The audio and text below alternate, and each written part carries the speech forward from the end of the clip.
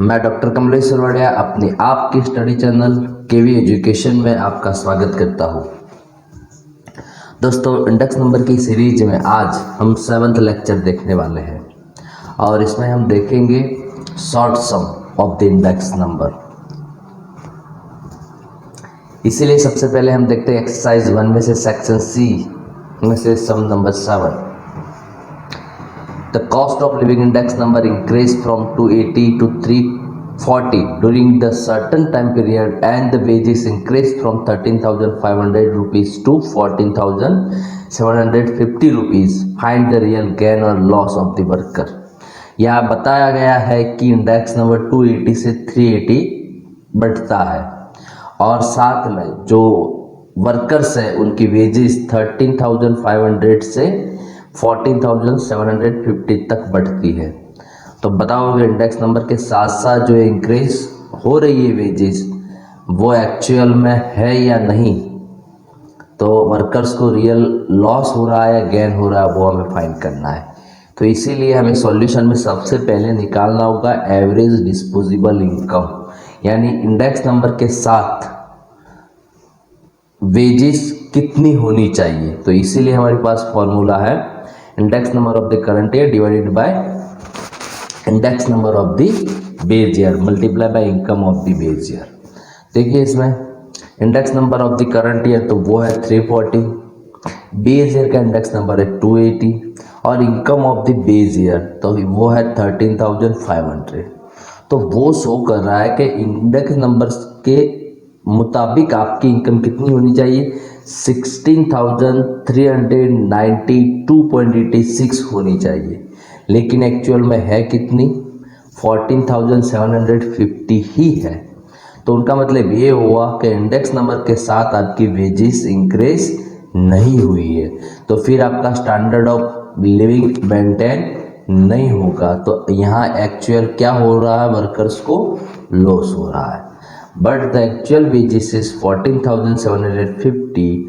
Ultimately, loss to worker is rupees 1,642.86 rupees.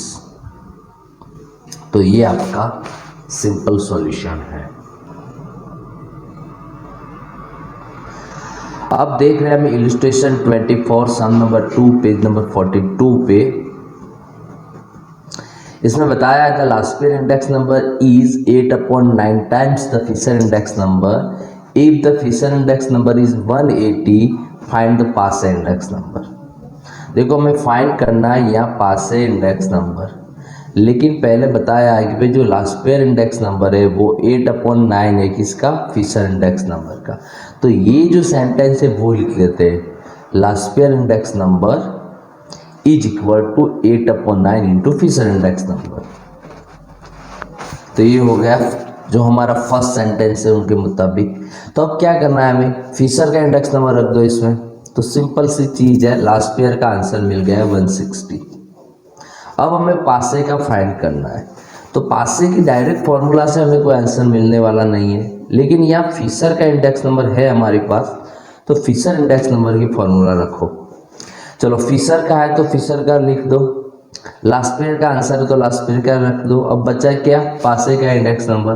तो हम उनका जब सिंप्लीफिकेशन देंगे तो आंसर मिलने वाला है। सिंप्लीफिकेशन के लिए क्या करेंगे, हम दोनों साइड स्क्वायर निकालेंगे, 180 स्क्वायर और यहाँ 160 इंटू इंडेक्स नंबर ऑफ पासे। अब स्क्वायर रूट है, स्क्वायर रूट का स्क्वायर निकालेंगे तो स्क्वायर रूट और स्क्वायर दोनों हट जाएंगे, ठीक है। तो दोनों साइड स्क्वायर रूट निकालने के लिए हम क्या करेंगे, स्क्वायर ले लेंगे। अब ये आंसर आया। अब 160 डिनोमीटर में चले जाएंगे, हमारा आंसर आ जाएगा 202.5। तो ये है पासे इंडेक्स नंबर। तो ये है, ये था उनका सॉल्यूशन, ठीक है, बहुत इजी है। अब हमें देखना है exercise 1 section D page number 52 में से example number 30। If summation of P1 Q0 gem P1 Q0 is equal to 5 gem 3 and the sigma P1 Q1 gem P0 Q1 is equal to 3 gem 2, compute the last pair passe and Fisher index number। देखो यहाँ हमें दो चीज़ों दी है और हमें last pair, पासे और फिशर इंडेक्स नंबर फाइंड करना है। सिंपल सी चीज़ है। देखो ये देखो P1 Q0 P0 Q0 ये क्या है, लास्ट पेयर के लिए जरूरी चीज़ें हैं और उनका प्रपोर्शन है। P1 Q1 P0 Q1, तो ये क्या है, पासे का प्रपोर्शन है। तो सिंपल सी चीज़ें, फॉर्मूला में ये चीज़ें रखनी है। देखो पहले ये निकाल दो, ये दिया हमें, तो ये चीज़ हुई P1 Q0 अपन P0 Q0 का प्रपोर्शन है 5/3। अब लास्ट पेयर की फॉर्मूलाज देखो, तो ये जो है सिग्मा P1 Q0 अपन P0 Q0, तो उनका आंसर है 5/3, रख देते हैं तो आंसर मिल जाएगा 166.67। अब ये जो P1 Q1 P0 Q1 है वो किसके लिए है, पासे के लिए है। देखो तो ये शो कर रहा है कि P1 Q1 upon P0 Q0 is equal to 3/2। अब पासे की फॉर्मूलाज रखो, इसमें ये जो summation of P1 Q1 upon P0 Q0, उनका आंसर है 3/2 इंटू 100, आंसर मिल जाएगा 150। अब फिशर का निकालना है, तो हमारे पास लास्ट पेयर और पासे दोनों का इंडेक्स नंबर है, तो फिशर की फॉर्मूलाज में रख देते हैं। ठीक है, पासे का इंडेक्स नंबर है 150, लास्ट पेयर का 166.67, दोनों का रख देंगे। मल्टीप्लिकेशन करके स्क्वायर रूट निकाल दो, हमारा आंसर हो जाएगा 158.12। तो ये था सॉल्यूशन।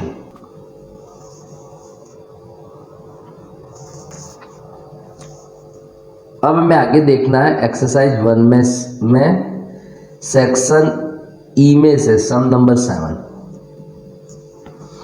इसमें calculate the real wages of worker class from the following data about their monthly wages. हमें क्या फाइंड करना है, यहाँ पे रियल वेजेस फाइंड करना है।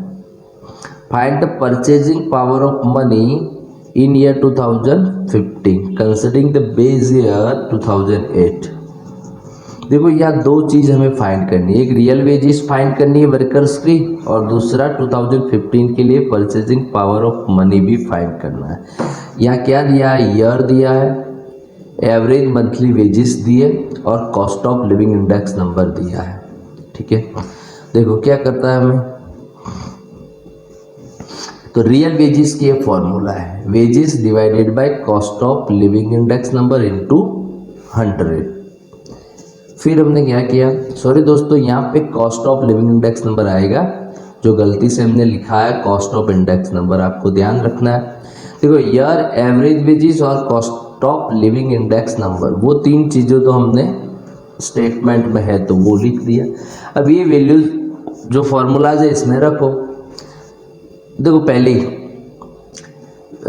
2010 के लिए वेजेस कितनी है, 15,000, cost of living index number 120 into 100, answer आ गया 12,500। फिर 18,000 divided by 180 into 100 is equal to, answer आ गया 10,000। बस वही काम करना है 2012 के लिए। फिर 2013, 14 और 15 के लिए वेजेस को cost of living index number से डिवाइड करो, 100 से मल्टीप्लाई करो, आपका आंसर मिल गया। तो ये था सिंपल सॉल्यूशन। अब हमें देखना है परचेजिंग पावर ऑफ मनी, तो ये फॉर्मूलाज भी हमने आगे देखी थी, 1 divided by cost of living index number. दोस्तों यहाँ पे भी थोड़ी गलती हुई है, प्लीज़ ध्यान रखना और हमें माफ़ करें, cost of living index number लिखना है वहाँ पे। तो देखो ये परचेजिंग पावर ऑफ मनी किस साल के लिए हमें फाइंड करना है, 2015 के लिए। तो 2015 का cost of living index number है कितना, 160 इंटू 100, आंसर आ जाएगा 0.38। तो एक सिंपल सॉल्यूशन है, वो 2-3 मार्क्स में ये सम आपके एग्जाम में हो सकता है, तो प्लीज़ उसे भी आप करें। अब आगे देखते हैं इलस्ट्रेशन 15 पेज नंबर 26 पे। पहले स्टेटमेंट देख लेते हैं, बाद में सॉल्यूशन देखते हैं। तो ये आपका illustration 15, find Fisher index number for the year 2015 by taking the year 2014 as a base year. देखो इसमें फिशर इंडेक्स नंबर कोई नई चीज़ नहीं है। From the data given below about consumption and expenditure of 5 different item, लेकिन यहाँ जो बताया गया टोटल एक्सपेंडिचर, ये चीज़ नहीं है। देखो यहाँ बेस ईयर बताया, करंट ईयर बताया, वो सिंपल चीज़ है। कंजप्शन का मतलब होता है बेस ईयर में है तो वो Q0 हो जाएगा, करंट ईयर में है तो वो Q1 हो जाएगा। लेकिन साथ में दिया है टोटल एक्सपेंडिचर। इससे क्या देंगे आपको तो ज़रूरत ही होती है क्वांटिटी और प्राइस की। तो क्वांटिटी दे रखी है लेकिन प्राइस नहीं दिया है। क्या दिया है? टोटल एक्सपेंडिचर दिया है। ठीक है, तो अब हमें क्या करना है? टोटल एक्सपेंडिचर क्या होता है वो चीज़ हमें देखनी है इसमें। ठीक है, तो देखो पहले देख लो, ये कंजप्शन बताया है, टोटल एक्सपेंडिचर बताया है, फिर कंजप्शन है, फिर टोटल एक्सपेंडिचर है। ठीक है, और अब सारी जो वैल्यूज़ है वो हमें टेबल में एक बार रख देनी है। पहले ये जो दिख रहा है वो ही चीज़ पहले टेबल में रख दो। ठीक है, पहले सॉल्यूशन स्टार्ट करें उससे पहले तीन चीज़ों देख लेते हैं। पहले टोटल एक्सपेंडिचर का मतलब होता है price per unit into quantity और कंजप्शन। ठीक है, टोटल एक्सपेंडिचर मतलब होता है price per unit multiply by quantity और कंजप्शन, यानी जितनी क्वांटिटी आप यूज़ कर रहे हैं वो और वो क्वांटिटी की पर यूनिट जो प्राइस है, ये दोनों का मल्टीप्लिकेशन करेंगे तो क्या मिलेगा आपको? टोटल एक्सपेंडिचर मिलने वाला। सपोज कि आपने 10 लीटर पेट्रोल यूज़ किया और पेट्रोल की प्राइस है ₹70 पर लीटर, तो फिर आपका टोटल एक्सपेंडिचर पेट्रोल के लिए कितना होगा? 700, 10 इंटू 70। तो वो सिंपल चीज़ है। वैसे प्राइस पर यूनिट, अब वही चीज़ कि अगर प्राइस पर यूनिट करनी है तो हमें क्या करना है? टोटल एक्सपेंडिचर एक क्वांटिटी डिनोमिनेटर में चली जाएगी, फिर हमें निकालना है क्वांटिटी और कंजप्शन, तो फिर वही चीज़ है, ये प्राइस पर यूनिट है वो क्या होगी? डिनोमिनेटर में चली जाएगी। तो ये तीन चीज़ों आपको याद रखनी है। टोटल एक्सपेंडिचर का मतलब होता है प्राइस इनटू क्वांटिटी, ये सिंपल चीज़ है। ठीक है, तो हमारे सम में टोटल एक्सपेंडिचर दिया है, यानी वो है प्राइस और क्वांटिटी का मल्टीप्लिकेशन। देखते हैं सॉल्यूशन। देखो पहले आइटम्स दिए, फिर क्वांटिटी, फिर वो एक्सपेंडिचर है, तो वो क्या है? P0 Q0 बेस ईयर के लिए, इसीलिए P0 Q0 है। अब P0 Q0 को हम Q0 से डिवाइड करेंगे तो क्या मिल जाएगी? प्राइस P0 मिल जाएंगी। ठीक है, 2500 डिवाइडेड बाई 50, तो आंसर आ जाएगा आपका 50।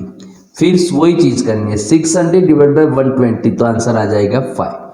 फिर 330 डिवाइड बाई 30, तो आंसर 11 आ जाएगा। वैसे डी और ई में करना है, तो वो सिंपल सी चीज़ है, क्वांटिटी से डिवाइड करेंगे तो प्राइस मिल जाएगी, अगर प्राइस से डिवाइड करेंगे तो क्वांटिटी मिल जाएगी। ये काम हो गया। वही काम अब करंट ईयर के लिए करना है। क्वांटिटी दी है, एक्सपेंडिचर भी दिया है। अब क्या करेंगे? ये एक्सपेंडिचर करंट ईयर के लिए, इसीलिए ये नाम रखा उनका P1 Q1।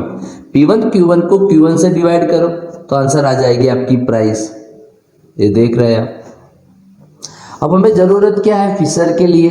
तो दोनों फॉर्मूला की ज़रूरत होती है, 1000 की भी ज़रूरत होती है और 1101 की भी ज़रूरत होती है। 1000 के लिए देखो, तो पहले ज़रूरत है P1 Q0 की, तो ये P1 Q0 निकाल दो। इसलिए कुछ नया नहीं करना है आपको। P1 तो ये है P1 आपका, और Q0 तो ये आपका Q0, ये दोनों का मल्टीप्लिकेशन करो 50 इंटू 70, आंसर मिल जाएगा आपका 3500। 120 इंटू 5 600, बस वही काम करते जाओ।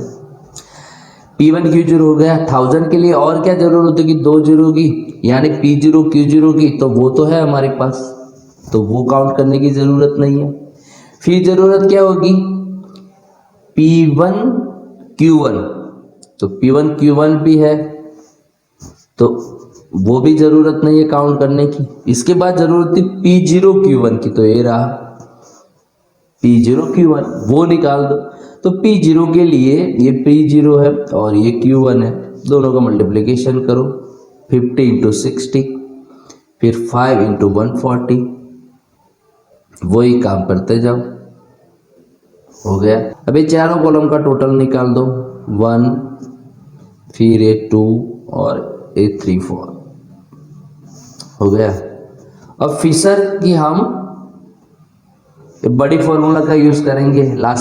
छोटे फॉर्मूला का तब यूज़ करते हैं जब हमारे पास लास्ट ईयर और पास से दोनों का इंडेक्स नंबर है, नहीं है तो बड़े वाली फॉर्मूला का यूज़ करेंगे। ठीक है, फॉर्मूला लिखो और इसमें सारी वैल्यूज रख दो टेबल में से।